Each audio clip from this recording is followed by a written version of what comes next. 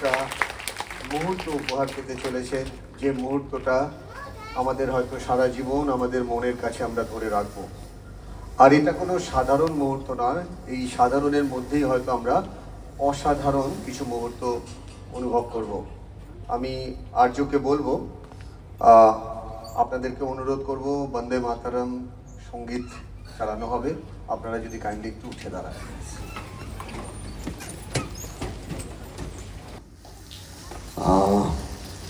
হল light off করে দেবেন, হল লাইট অফ থাকবে।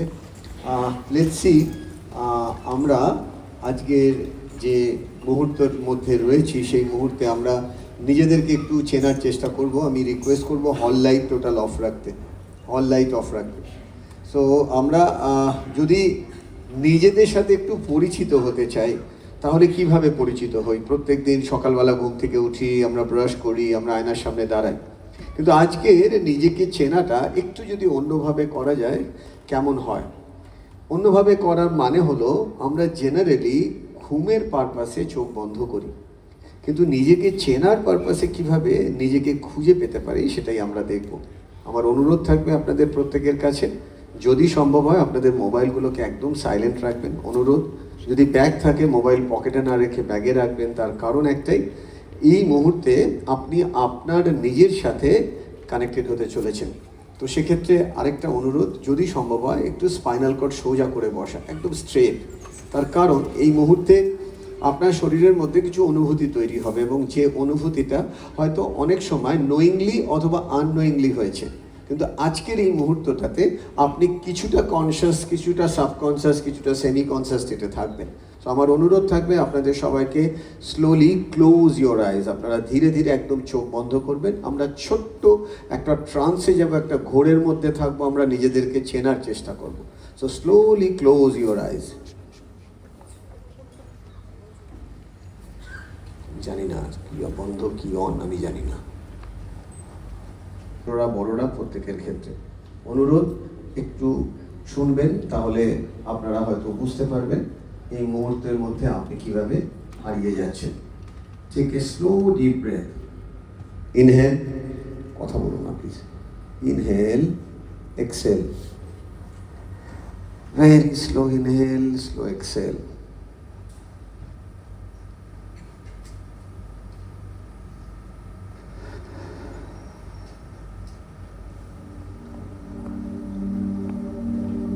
Inhale, exhale. আজ আপনি রয়েছেন নিজের সাথে দেখা করার মুহূর্তে, যেখানে আপনার আগে পরে ডান দিকে বাম দিকে কেউ নেই, একমাত্র আপনি একা। আর সেই আপনি একার মধ্যে দিয়ে আপনি যেন নিজের মুহূর্তকে নিজের মধ্যে ধরছেন।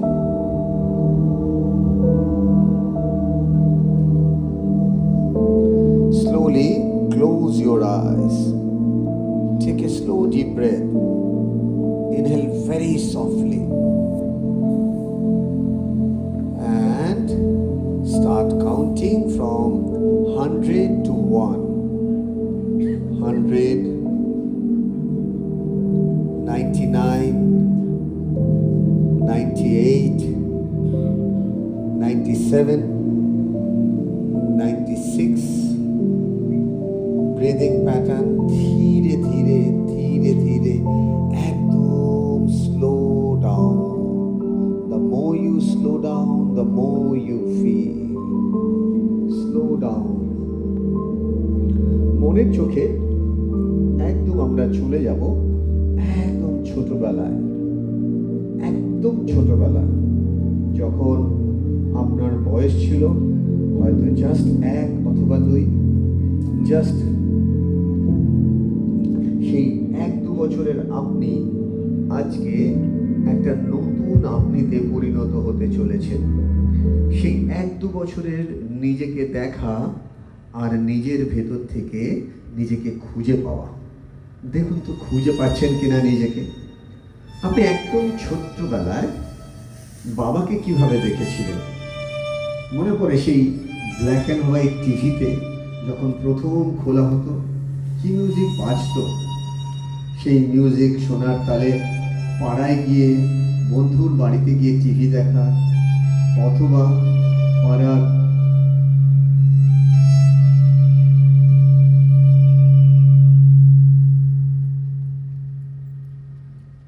একদম ছোটবেলায় আপনার সাথে আপনার ভাইয়ের কিরকম সম্পর্ক ছিল মনে পড়ে? আপনার ভাই, আপনার বোন,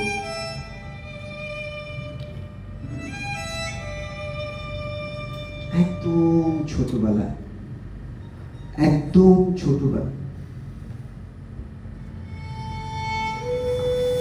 আপনার মা আপনার জন্য টিফিন বক্স,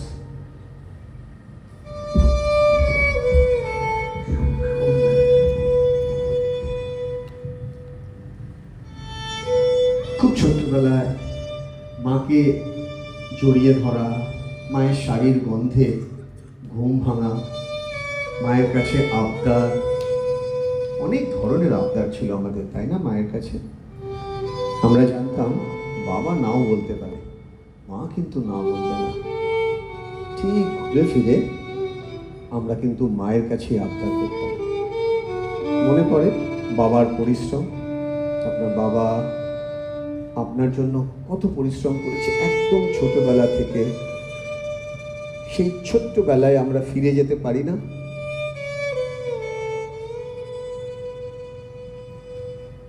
সেই ছোটবেলার আপনি আস্তে আস্তে বড় হওয়া শুরু করলেন। সেই ছোটবেলার আপনি থেকে বড়বেলার আপনি আরেকটু বড় হলেন, যখন বন্ধু বান্ধবকে আপনার মনে হলো বাবা মার থেকেও প্রিয়। মনে পড়ে প্রথম মিথ্যা কথা বলা মাকে? মনে পড়ে প্রথম বাবাকে সেই সত্যিটা লুকিয়ে গিয়ে যে কথাটা না বললেই নয় সেই কথাটা বলেছিলেন? যে বাবা, যে মা ছোট্টবেলা থেকে হাত ধরে প্রাণ পাত করে বড় করলো, তাকে মিথ্যা কথা বলতে বেশ কষ্ট লেগেছিল, বাট ইউজ টু হয়ে গেছিলাম আমরা, তাই না? মনে পড়ে সেই দিনটার কথা, যেদিন আপনি প্রথম রিয়ালাইজ করলেন ভালোবাসা বাবা মা ছাড়া অন্য কাউকে বাসা যায়। তারপরে কখনো হয়তো ঠকলেন, কখনো হয়তো ঠকালেন। সেই সময়টা কিন্তু সত্যিই কষ্টদায়ক। ঠকলেও কষ্ট, ঠকালেও কষ্ট। হয়তো ইচ্ছাকৃত ছিল না, কিন্তু যদি আজকের দিনে দাঁড়িয়ে একটু যদি পিছিয়ে যাই, আরেকবার কি নতুন করে শুরু করা যায়? যে বাবা না থাকলে সংসারে দুবেলার ভাত জুটত না, যে মা না থাকলে রক্ত দুধে রূপান্তরিত হয়ে জন্ম দিত না, তার কাছে লুকানোর জায়গায় একটু কি ফিরে আসা যায়?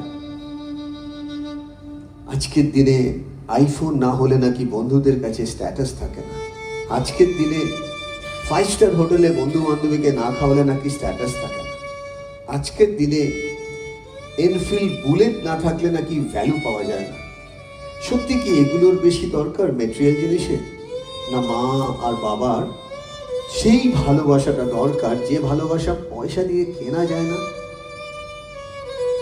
আমাদের জীবন কিন্তু খুবই সীমিত, খুব সীমিত। আপনি যদি টাইমের স্পিড ক্যালকুলেট করেন, অনলি 25,000 ডেজ, অনলি 25,000 দিন। আজকে আপনার বয়স কত? একটু ক্যালকুলেট করে দেখুন তো। আজকের দিনে দাঁড়িয়ে আমার বয়স 50 ক্রস করে গেছে। আপনি আপনারটা ক্যালকুলেট করুন। একটা বছর 365 দিন, 10টা বছর 3,665 দিন। যদি এভাবে ভাবেন তাহলে 10 বছর মানে 3,600 সামথিং ডেজ। 20 বছর মানে 7,000 দিন। যদি তোমার বয়স 20 বছর হয়, এই 25,000-এর 7,000 কিন্তু কেটে গেছে। তাহলে পড়ে থাকলো কি? ঘুমানোর টাইম আমাদের 7 বছর, 20 বছর আমরা ঘুমিয়ে কাটাই। একটা 75 বছরের পূর্ণবয়স্ক মানুষ তার টোটাল জীবনে 20 বছর ঘুমায়। তাহলে ঘুমে চলে গেল 7 বছর, আর 20 বছর, আর 20 বছর চলে গেল ছোটবেলাতে। পড়ে থাকলো আর কি? বার্ধক্য। সেই 20 বছর 60-এর পর যে জীবন, সেই জীবনটা তো বেশ প্যাথেটিক। তাহলে থাকলো যে সময়টা, সেই সময়টাকে যদি আমরা বর্তমান ভেবে দেখি, তাহলে এই মুহূর্তটা হয়ে উঠতে পারে আমাদের জীবনের সব থেকে best of the best moment. আমরা কিন্তু পারি এই মুহূর্ত থেকেই নিজেকে নতুন করে চেনা আর জানা। আজকের দিনটাকে আমরা ঠিক সেই দিনে পরিণত করি যে অনেক হয়েছে। ইনস্টাগ্রাম দুদিন বাদে নাও থাকতে পারে, ফেসবুক নাও থাকতে পারে, যেরকম অর্কুট কখনো ছিল আজ নেই, নোকিয়া কখনো ছিল আজ নেই, ঠিক সেরকম সবাই সবার দ্বারা রিপ্লেস কিন্তু হবেই। আপনি কি চাইছেন না এখনো আপনার ভেতরে সেই চেতনাটা জেগে উঠুক? আপনি সত্যি তো বলুন তো, দেশ আপনার জন্য কি করেছে, আপনি দেশের জন্য কি করেছেন, আপনার দেশের জন্য কি কন্ট্রিবিউশন আজ অব্দি আপনি করেছেন?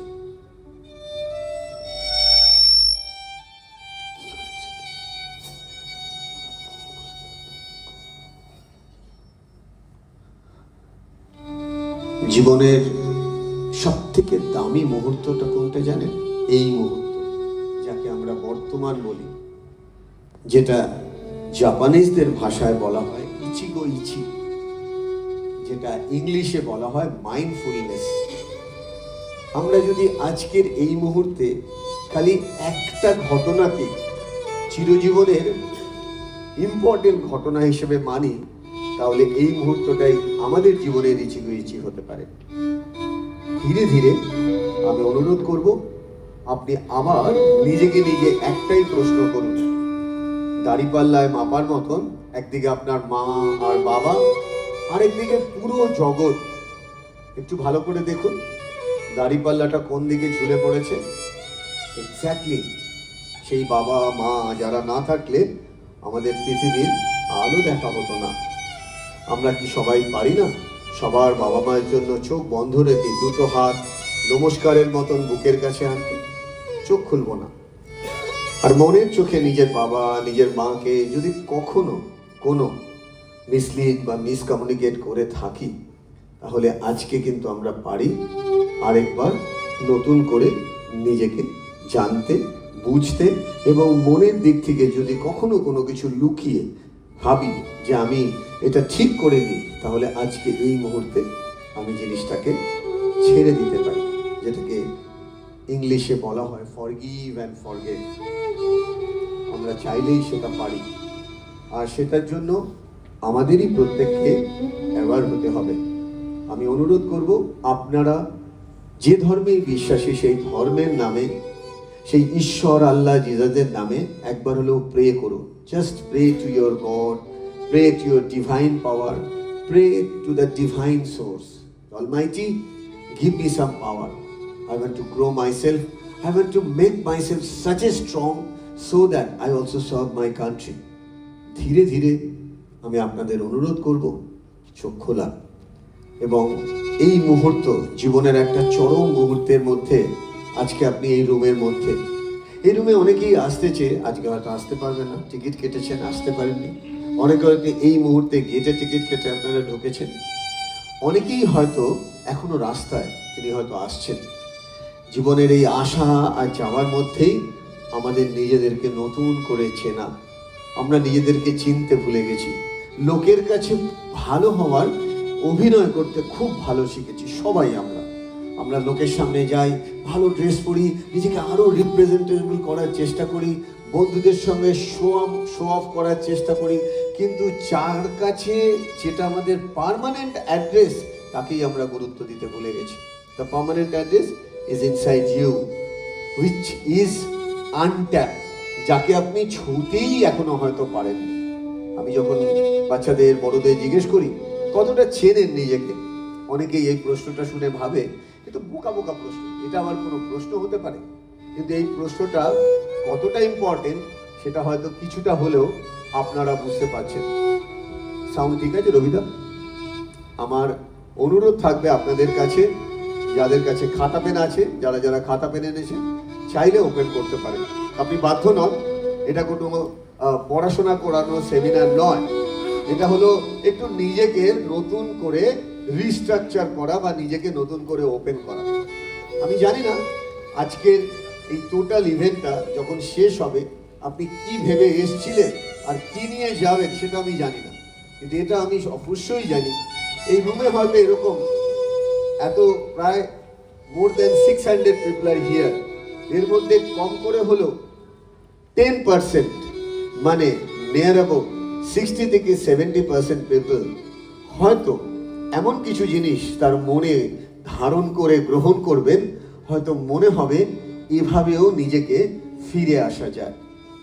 আমি যখন 4 বছর বয়স ছিলাম, সেটা আমার ছবি আপনারা দেখতে পাচ্ছেন ডান দিকে আমি, আর এই 4 বছরের সময় এটা এআই দিয়ে ছবিটা বানানো হয়েছে। আমার ভাই আমার থেকে 4 বছরের ছোট, তো ভাই যখন 4 বছর হয় ওটা ভাইয়ের ছবি।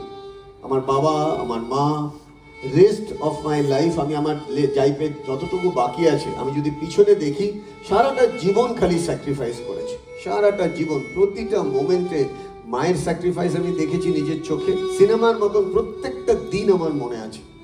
আমি জানি না তখন কেন মাকে এত কষ্ট দিতাম, আমি এটাও জানি না বাবা যখন আমাকে কাছে পেতেন তখন ভালোবাসা যত না পেতাম, শাসন তার থেকে বেশি পেতাম। এবং আমি থ্যাঙ্কফুল যে তিনি আমাকে শাসন করেছেন, শোষণ করেননি কখনো। তার কারণ তানার শাসন আছে বলেই আজকে অ্যাট দ্য এজ অফ 52 আমি যে কাজটা করছি প্রচণ্ড ভালোবেসে করি। এবং আপনারা যারা আমাকে অনেকে চেনেন, অনেকে আজকে ফার্স্ট টাইম দেখছেন, আমার উদ্দেশ্য থাকে না কাউকে আঘাত করা, যদি বাংলা ভাষায় একটু মানে লোয়ার লেভেলের ওয়ার্ড ইউজ করি, ছোবল দেওয়া, এটা আমার উদ্দেশ্য থাকে না। উদ্দেশ্য এটাই থাকে কোনো না কোনোভাবে কোনো না কোনো দরজা হয়তো বন্ধ আছে, যেটা আমার মা কন্টিনিউয়াস ট্রাই করে গেছে পাগলের মতো, কিছু বাদ দেয়নি। কে বলল শনিবারে শনি পুজো করে উপোস করলে ছেলের উন্নতি হয়? মা শনি পুজো শুরু করে দিল, নিজে উপোস করা শুরু করে দিল, বাড়িতে মাছ মাংস ঢোকা বন্ধ হয়ে গেল, তাতেও দেখছে কিছু হচ্ছে না। মা 4 আনা পয়সা দিয়ে 5 পয়সা না 25 পয়সার বাতাসা কিনে, সোয়া পাচানা বলে একটা ওয়ার্ড ছিল, আমি জানি না আজকালকার বাচ্চা জানে কিনা, সেই সোয়া পাচানা দক্ষিণা দিয়ে পাঠাতো, শনিবার গিয়ে পুজো দেয়। কিছুই হতো না, পুজো তো দিতাম না, আমার কোনো ফিলিংসই হতো না। একজন অ্যাস্ট্রোলজার ছিলেন, তার কাছে নিয়ে যেত, তিনি স্কুলের হেডমাস্টার মশাই ছিলেন, তিনি অ্যাস্ট্রোলজি যত না করতেন তার থেকেও বেশি কাউন্সেলিং করতেন, আমাকে অনেক বোঝাতেন। কিন্তু বুঝেও ওই মুহূর্তের আধ ঘন্টা এফেক্ট থাকতো, অনেকটা পারফিউমের মতো, বেশিক্ষণ ওটা থাকতো না শরীরে। তারপরে আমি আমার মাকে দেখেছি কোনো পীর বাবার আশ্রমে গিয়ে এত বড় একটা তাবিজ গলায় ঝুলিয়ে দিল, তাতেও কিছু হলো না। কে বললো কোনো মন্দিরের কাপড় নাকি হাতে মাদুলি করে পড়লে আপনার ছেলে শান্ত হবে, মা সেটাও করেছে, কিছুই হয়। With all due respect to all this things, একজন বলল হাতে খিরিকামুল, কোমরে বেলের শিকড়, লাল সুতো, এটা নীল সুতো দিয়ে পড়তে হবে, সেটাও মা করলো, আমি করে গেলাম, কিছুই হলো। বাট যখন হওয়ার কথা ছিল না তখন শুরু হলো। মানে ব্যাপারটা অনেকটা এরকম, মায়ের চেষ্টায় কিন্তু খামতি ছিল না। মায়ের এই কথা থেকে একটা গল্পের কথা মনে পড়ে গেল, খুব ইন্টারেস্টিং গল্প। 2 বন্ধু একই সাথে স্কুলে পড়াশোনা করেছে, কিন্তু বড় হওয়ার পর দুজনেরই ইগো ফ্যাক্টর বেড়ে যাওয়ার পর দুজনে কম্পিটিটিভ মোডে চলে গেল, সব কিছুতেই তারা কম্পিটিশন করার চেষ্টা করলো। একদিন 2 বন্ধু পাড়ার পঞ্চায়েতে গিয়ে বলল, আমরা দুজনের জমিতে ফসল ফলাবো, দেখা যাক কে চ্যাম্পিয়ন হয়। বড় যে ছিল, মানে যে ছেলেটি ধরুন রাম অ্যান্ড শ্যাম, যদি এভাবে ধরা যায়, রাম তার জমিতে প্রত্যেক 6 মাস অন্তর অন্তর ফসল ফলাবে।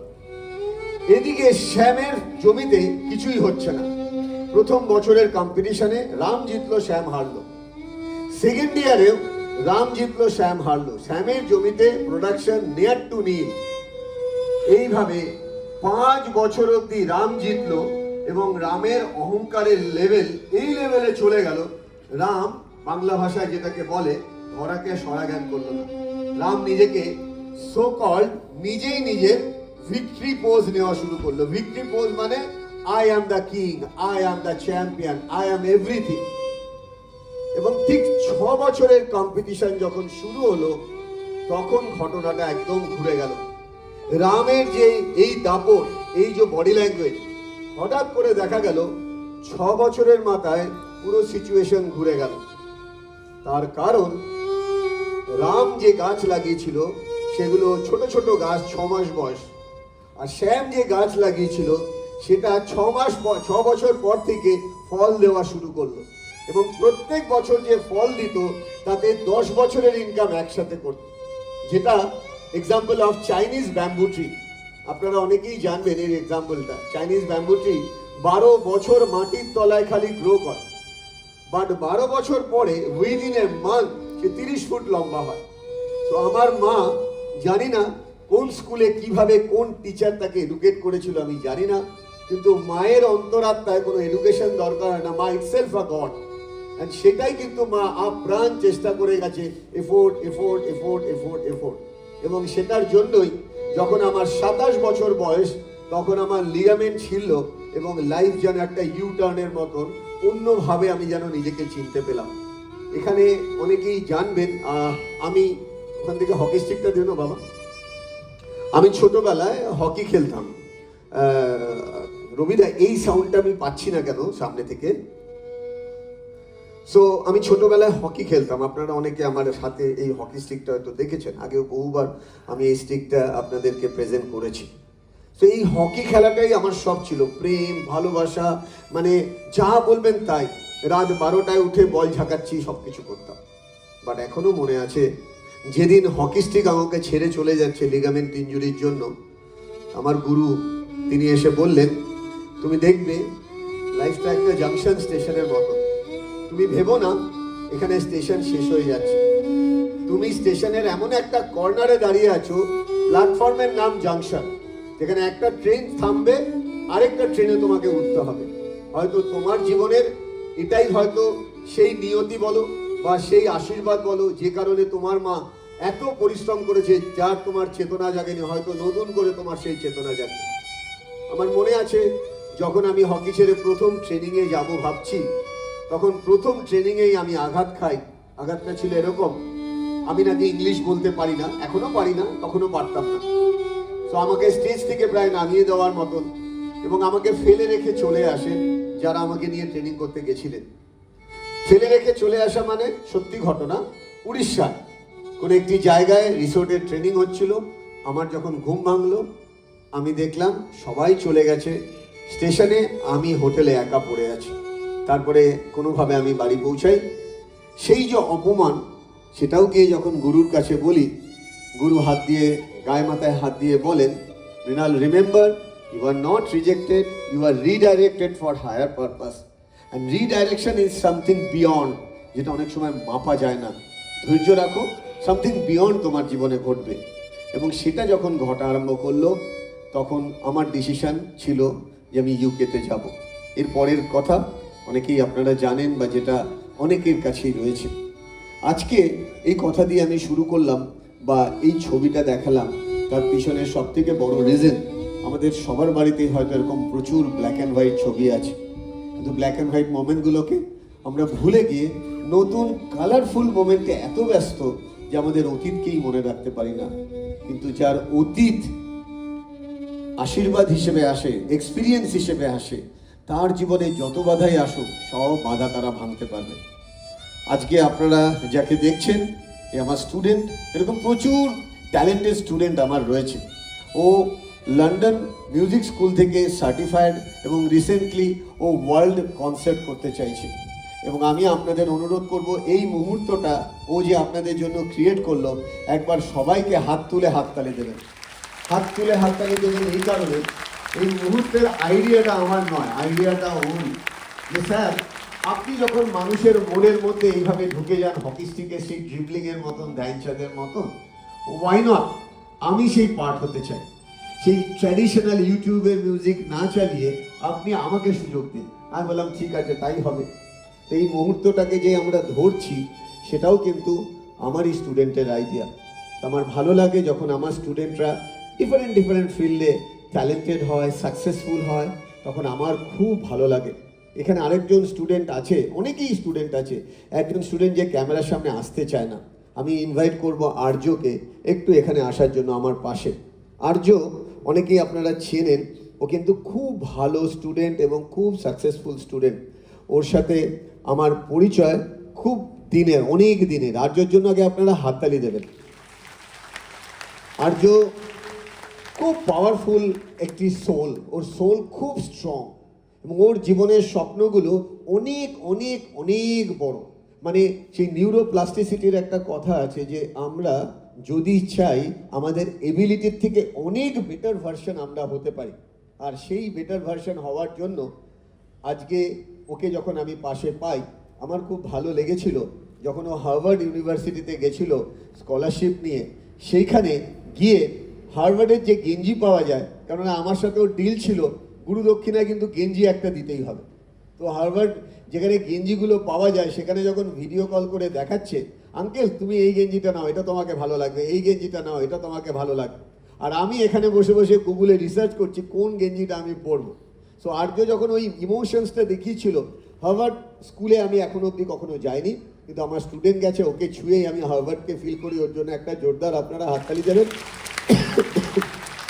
এবং আপনাদের সবার আশীর্বাদ যেন থাকে ওর জীবনে, ওর যে বড় বড় লক্ষ্যগুলো আছে সেগুলো যেন অ্যাচিভ করতে পারে। Thank you sir, thank you. এরকম অনেক স্টুডেন্ট আজকে আমার সামনে আছে। একজন একজন করে যদি আমি ডাকি তাহলে স্টুডেন্ট দেখাতে দেখাতেই শেষ হয়ে যায়। মানে টেলার সিনেমা দেখানোর মতন, তাস খেলার মতন, এক একজন এক একটা ফিল্ডের ট্রাম্প কার্ডের মতন। সো আজকে আমরা স্যারের কাছে শুনবো স্যারের ফিউচার গোলটা। একটু বলে দিন স্যার, আপনি এতক্ষণ বাজালেন, সবাই ঠান্ডা করে বসে আছে, আপনি একদম দরদর করে ঘামছেন, একটু বলুন, একটু জল দেবেন। আমার ফিউচার গোল হলো যাতে আমি জোরে জোরে, পাওয়ার স্ট্রং। আমার ফিউচার গোল হলো যাতে আমি আরও আপনাদের সাথে কানেক্ট করতে পারি এবং পুরো পৃথিবীটা ধুকপুক ধুকপুক হয়, কার কার হয় ধুকপুক ধুকপুক? It's a very good sign. কেন জানেন? এটা উসেন বোল্টেরও হয়, এটা মাইকেল ফিলিপসেরও হয়। সো আমার ভেতরে একটা অ্যাংজাইটি চলছে।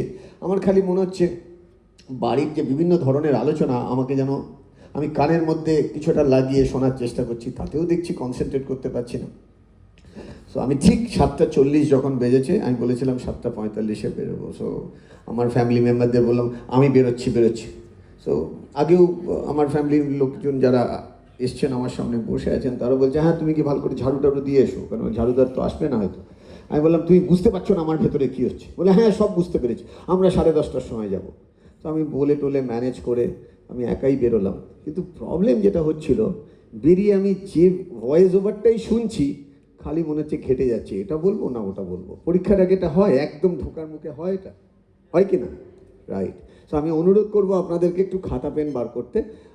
তার কারণ কারা কারা খাতা পেন এনেছেন, কেননা অনেকে জানেন যে আমার সেমিনার যারা আগে অ্যাটেন্ড করেছেন। প্লিজ, সুব্রদা কোথায়? সুব্রদাকে দেখছি না। ও হ্যাঁ ঠিক আছে, অনেকক্ষণ ধরে খুঁজে বেড়াচ্ছি, আমি ট্রান্স করাচ্ছি, কোথায় গেল? ঠিক আছে। সো খাতা পেন খুলতে বললাম দুটো কারণে। যদি এভাবে বলি, আজকের সেশনের নামকরণ আপনি নিজের মতন করে নিজে দিতে পারেন, অথবা নিজেকে চিনতে এসছি এরকমও নাম দিতে পারেন। নো মাই সেলফ, যারা খাতা পেন এনেছে। আমি কালকে চুচুড়ার বাড়িতে ছিলাম। সো আমার চুচুড়ার বাড়িতে অনেকেই এসছিলেন।